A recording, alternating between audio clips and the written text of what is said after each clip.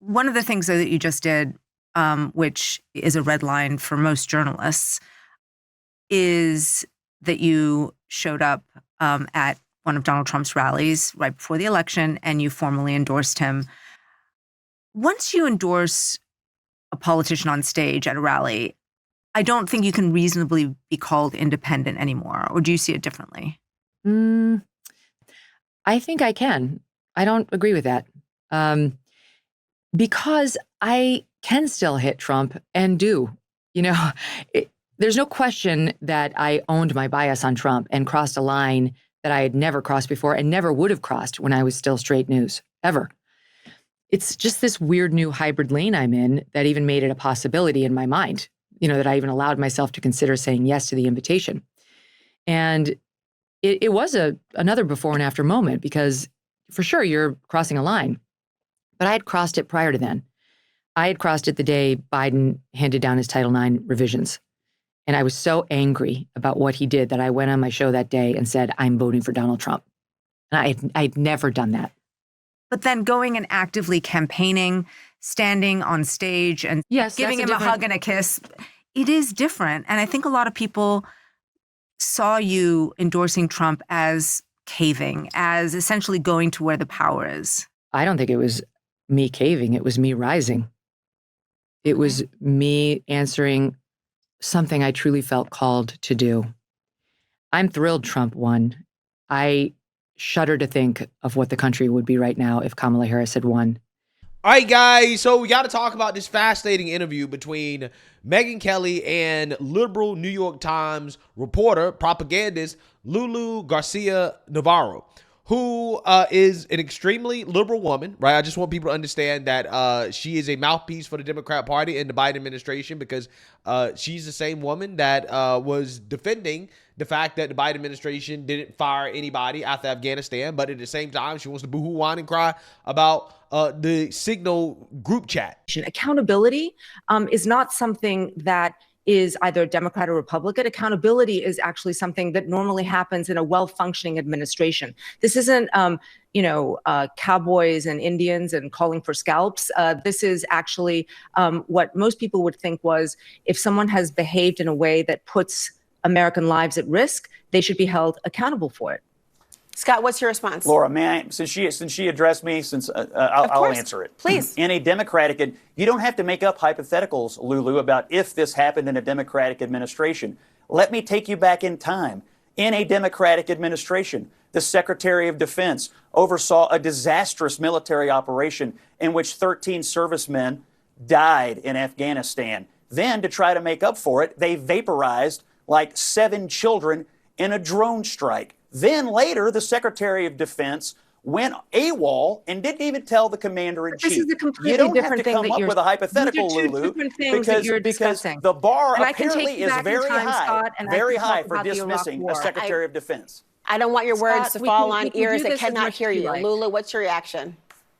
My reaction is, it's not the same thing. I can take you back in time and talk about the Iraq War. You're right, because people died. People died in the last case and not in this case. Mistakes. This was using an unsecure method of discussion by the top members of this administration to discuss top secret, a top secret and very in which case did people die? Military officers. Yeah, so understand that this woman is a Democrat Party propagandist, right? Disguised as a journalist. And that is kind of the subject of this video, right? Because this woman, Lulu Garcia-Navarro, is going to confront Megyn Kelly on being a journalist, but endorsing President Trump. And she's also going to be concerned about Megyn Kelly as a woman standing behind President Trump with all of the bogus allegations against President Trump. And let's just say that this question backfired on this New York Times propagandist when she tried to play the woman card on Megyn Kelly. So without further ado, let's go ahead and get into it. I just want to understand something clearly. Donald Trump was found liable for sexual abuse in a civil court. He's been accused by many women. You don't believe any of that? I think the most serious thing I've heard about him has been the E. Jean Carroll allegation that he sexually assaulted her in a Bergdorf dressing room. And I don't believe one word of that. There's Not one many. word. There are other women who have Oh, said. I know. I've interviewed some of them. But look, the things I heard were included things like he got handsy on an airplane. Now, I don't know whether that happened or it didn't, but do I find that a deal breaker for a possible politician? Not really. At least I reported on their stories and did them the courtesy of bringing them to air in front of millions of people and let the audience make up its mind. My problem is more with these Democrats who will bury these allegations against their candidates or their candidates' spouses and then play holier than thou when they're looking at Donald Trump. Facts. That's exactly what they did with Joe Biden and the allegations against him from Tara Reid, right? They buried these allegations, even though Kamala Harris said that she believes all of Joe Biden's accusers, right? She said that, okay, during the Democrat primaries back in 2019. And when the Democrat primary was over, all of a sudden, again, the mainstream media acted like, those allegations that exist against Joe Biden. Never heard about him again, right?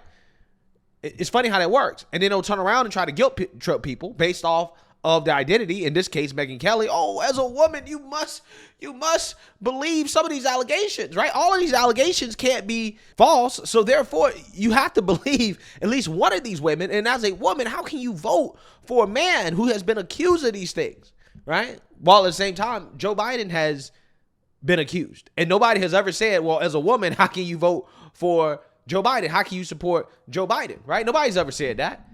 But again, that's what they'll try to do to Republicans, people who support Trump, women who support Trump.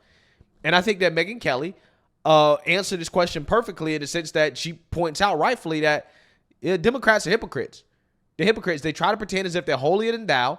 But the truth is that they don't live up to the standards that they set for other people, right? They're just as bad as the people that they're pointing the finger at and saying they're the worst people in the world. In fact, Democrats are worse. This is why they're so loud about it. Everything that they boohoo, whine, and cry about the most, the loudest about, is because Democrats are guilty, right, of the same things when they talk about Trump being a threat to democracy. But yet, these are the same people who finagle their own primaries. These are the same people that overthrew Joe Biden and refused to have a primary, installed Kamala Harris as the Democrat nominee, right? So they overthrew democracy within their own party. And then they'll come out here and talk about, the oligarchs are taking over. And it's like, well, the Democrat Party is an oligarchy. They're run by an oligarchy. What are you talking about, right? Billionaires run the Democrat Party, right? We can't have billionaires buy elections, but quite literally, Democrats are using billionaires to buy elections. They've been doing that for years. And they're mad that the other side is saying, all right, cool. Well, we'll do the same thing, right? Now they're mad. Oh, we can't have this. This is terrible, right? Again, it's amazing. It really is. And again, this is why I think that Democrats lose a lot of credibility, right? Due to the fact that, again, they don't live up to the standards that they set for other people. The things they cry about the most, okay, are things that they are the most guilty of. Do you see yourself as a journalist still? Or would you not describe yourself like I'm that still anymore? A journalist. I mean, I break news all the time. And when I sit with Trump or anybody else in the administration, I ask tough questions. I mean, as recently as September of 23, I interviewed Trump and he got so mad at me, he didn't talk to me for 6 or 7 months. So it's not, look, it's a tough job to do. You have to be able to hit the people you admire. And I do. I've hit them all. Right before the election, I ripped on Trump's Madison Square Garden rally as too brotastic and got specific about why. You have to understand, like, if you haven't sold your soul, you have to be willing to criticize the people, even that you admire, on your, quote, side. And my owning my bias by going out there on stage with Donald Trump and saying, I'm voting for him and you should too, is a bonus when it comes to my credibility. Now, everybody has zero doubt about where I stand, and they can filter everything I say through the appropriate lens. Facts. This is one of the reasons why I'm making this video, is because she's making a point that I have been making for a long time about the modern day state of journalism, right? Especially when you look at outlets like CNN, MSNBC, ABC, NBC, these legacy news outlets that claim to be nonpartisan, they're unbiased, right? When they clearly are biased towards the Democrat Party, right? And they're biased against President Trump. But yet, in the face of the obvious, right, which is that, hey, you're biased, okay, your coverage is biased, even your editorial coverage is biased. Oh no, we're not biased, right? Which is what the CEO of NPR continues to claim. Talking about NPR, NPR is not biased in its coverage. You're talking about the national shows that originate out of national news shows that we produce. I'm speaking about our editorial news gathering function. Right. There is not bias in NPR. I will say, I admitted to this the other day yesterday, feels like a long time ago. Yeah. I was speaking with our editorial leadership. One thing that came up quite frequently was the Hunter Biden laptop story. Indeed. And our editorial leadership today says, we wish we'd gotten on that earlier. And you, in fact, expressed a regret yesterday in the hearing. That was one of the newsworthy things. You came out whole from that hearing. But what made news was your regret that you had not done a better job institutionally on the Hunter Biden story. Yeah, and to be clear, I'm not on the editorial side of the organization, and I was not there at the time. But you represented it as your feeling and as the feeling of the editorial team today. That's correct, because we feel as though it was a big story and we didn't get on it early enough. And so is that a mistake? Sure. We can acknowledge that we are not always perfect. My belief is that it's not our goal to be trusted, it's our goal to be trustworthy, which means we get up every single day and we try to do the best job so that we earn the worth, that we are worth people's trust, but we never assume that we're trusted. But they assume, speaking of assuming, they assume that you didn't cover that story more fully because you're biased. I do understand that, and that's why I think it's important to acknowledge when we're not. But you don't think that was bias? I was not there, and I cannot speak to the conversations that happened. So I don't know what went into it, but my view is that when we hear criticism, we need to take it on board and we need to examine what it is that is generating this criticism and determine what we're going to do about it. If we are going to serve the public interest, we need to hear from the public, and then we need to determine what of that is something that we can integrate in order to earn that public. Yeah, if the Hunter Biden laptop story had been an anti-Trump story, a story they could use to smear President Trump, do you think that NPR's editorial board would have made a mistake, right? AKA refused to cover it? Do you think they would have refused to cover it? If it had been an anti-Trump story? No, they would not have, right? It was not a mistake. They actively chose not to cover it because it hurt Joe Biden at the time, right? But we're not biased, right? We're not biased, okay? We promise you we're not biased. It's just so hilarious to me, right? It really is, because this is how they lose credibility. And this is why I say Megyn Kelly is right. When she comes out here and she says straight up, hey, this is who I'm siding with, right? This is who I'm endorsing. Then it makes the audience understand that, okay, this is what I'm getting, right? I understand exactly what I'm getting. It's one of the reasons why I call my channel Black Conservative Perspective. Everybody knows what they're getting, right? You shouldn't be surprised to hear my perspective on most stories. Right? So everybody kind of knows exactly what's going on. Okay, it's in the title, right? So that, hey, everybody knows how to digest my content, right? They understand that, okay, this is the perspective that he's coming from, right? So I actually respect Megyn Kelly as somebody who actually was a journalist at one point, and she still considers herself to be a journalist, actually being honest. But again, that's not what they do on CNN. Like, for example, Don Lemon went on CNN and called President Trump a racist, right? He's racist. And then presented that as if it's journalism. No, it is journalism to say that Trump is a racist. But I promise you I'm not biased, right? I promise you I'm not. But yet when Don Lemon got fired from CNN, the dude basically came out the closet as a liberal activist, as a Democrat Party activist. The dude is clearly anti-Trump, admits he's anti-Trump, pro-Democrat, pro-progressive, but we're supposed to believe that didn't affect his coverage of the news at CNN when he openly called President Trump a racist, right? Come on, right? Like, I mean, these people think they were stupid. And again, that's why they're not credible, because they're presenting their propaganda as journalism when it's not.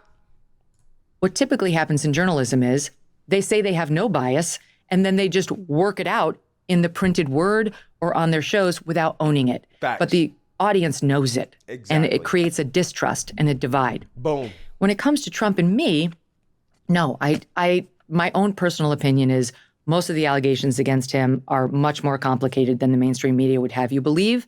And I don't think Donald Trump is a rapist or a sexual assaulter. I do think he's taken inappropriate liberties with women and gotten handsy with them in a way he's owned himself. Okay? Years ago when he was a celebrity, and it is what it is. That's the past. But it's just about so much more than that. We are talking about how many people dying at the southern border because of the invasion that we've suffered under Joe Biden. We're talking about Laken Riley, whose killer was let in under Biden. We put him on a taxpayer flight down to Georgia where he murdered her. I don't give a shit about Trump getting handsy with somebody 20 years ago. I want someone who will close the border, which he has. I want someone who will keep boys out of my daughter's sports, which he has. I want someone who will stand up to the insane DEI policies so that white kids will stop hearing in school that they're born with some original sin from which they cannot recover, which he has. Do you think you could be at Fox now in the way that you were before?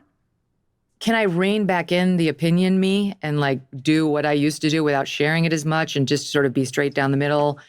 If sometimes opinionated, I could, but I don't have any interest in that. And I actually don't think that's the model for the future either. No, it's not. That is the model that is dying because it's fake, right? It's a fake thing in the sense that everybody knows that Fox News leans right, right? That their anchors have a more right-leaning bias. Now, again, there are some journalists who do try to do it like very straight down the middle, right? They'll piss off both sides, like Brett Baer, right? For example, yes, there are some journalists that will definitely do that on Fox News. But again, you really only see that on Fox News. You don't see it too much on CNN. You don't see it too much on MSNBC. You see it sometimes every now and then on CNN, but you don't see it all on MSNBC.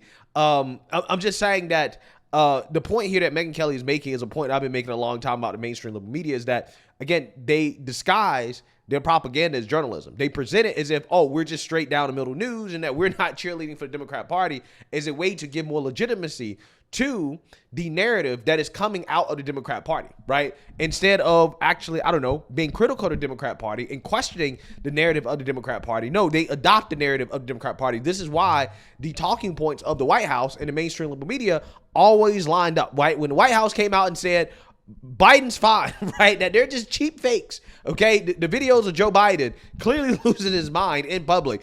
The mainstream liberal media, they repeated it. They repeated the same exact talk. Everything that the White House was saying, they repeated it. They never questioned anything that the White House said, right? And again, that's the problem with the media because when Trump is in the White House, they're questioning everything that President Trump says, right? When Democrats in the White House, they don't ask questions about what Democrats say. They just accept it as if it's fact. And if you say anything different than what the Democrats say, then you're a conspiracy theorist, right? These are the same people that try to change the definition of a recession. These are the same people that told us that Biden's economy is amazing, that the border is not wide open, okay? So when you are clearly pushing propaganda and then you try to present it as journalism, again, that is what creates distrust. It's not people who openly say, hey, this is my angle, this is my bias, right? And this is my opinion on the situation, this is my take on it. Those people are actually gaining more trust because they're actually open about their biases, right?